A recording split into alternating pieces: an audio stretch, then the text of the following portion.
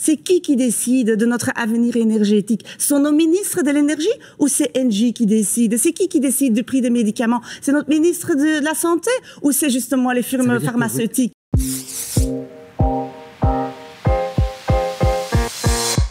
Il y a les mesures concernant le blocage des prix, comme j'ai dit, que ce soit sur l'essence ou sur l'énergie, la baisse de la TVA qui doit être de manière plus constante, un blocage des prix aussi éventuellement sur les denrées alimentaires. Mais ce qui est plus important encore, c'est de bien sûr mettre fin à cette loi de 96 qui bloque les salaires en Belgique. Donc il faut savoir qu'en Belgique, les salaires sont effectivement indexés. Donc ça veut dire que quand les prix augmentent, il y a un certain suivi qui est fait, mais qui n'est pas complet.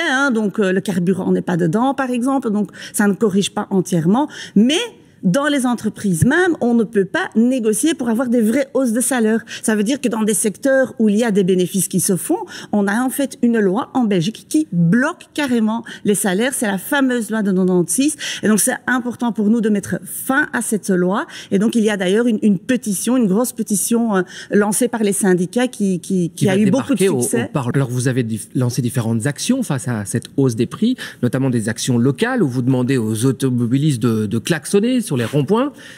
Quelle est votre stratégie, en fait? Jusqu'où vous voulez venir? Est-ce qu'il y a une volonté, entre guillemets, de pression de la rue? C'est quoi la stratégie du PTB pour, justement, arriver à ce blocage des prix? Oui, c'est évident qu'ici, on a lancé une pétition, on lance des actions aussi, parce que nous, fondamentalement, on pense effectivement qu'on peut changer les choses à partir de la rue, à partir des mobilisations. Les grandes conquêtes sociales qu'on a connues dans notre pays, que ce soit la journée des 8 heures, les congés payés, mais aussi de manière plus récente, le fonds blouse blanche au niveau du non-marchand, c'est dans la rue qu'on a obtenu ces victoires, c'est en se mobilisant. Donc l'idée, c'est de lancer un mouvement à l'image des Gilets jaunes, comme ça s'est produit en France, ce genre de situation? Un peu insurrectionnel aussi. À l'image, oui, des Gilets jaunes, mais aussi à l'image de la classe travailleuse de manière générale, qui se mobilise et qui, dans son histoire passé et aussi donc dans le futur, pourra obtenir des conquêtes en se mobilisant. Et en même temps, ce qu'on fait aussi, c'est envoyer le message aux gens que ce n'est pas juste en allant voter qu'on va changer les choses, tu vois, en allant une fois tous les 5 ans voter. Mais qu'est-ce qu'il faut faire alors? Ce qu'on peut faire pour bouger les choses, c'est de s'organiser avec le peuple, c'est s'organiser dans son quartier, dans son entreprise. Mais s'organiser pour défendre faire quoi? ses droits. Ce que moi j'ai vu au Parlement les dernières années, depuis que j'y suis, j'y ai vu beaucoup de choses, mais peu le pouvoir.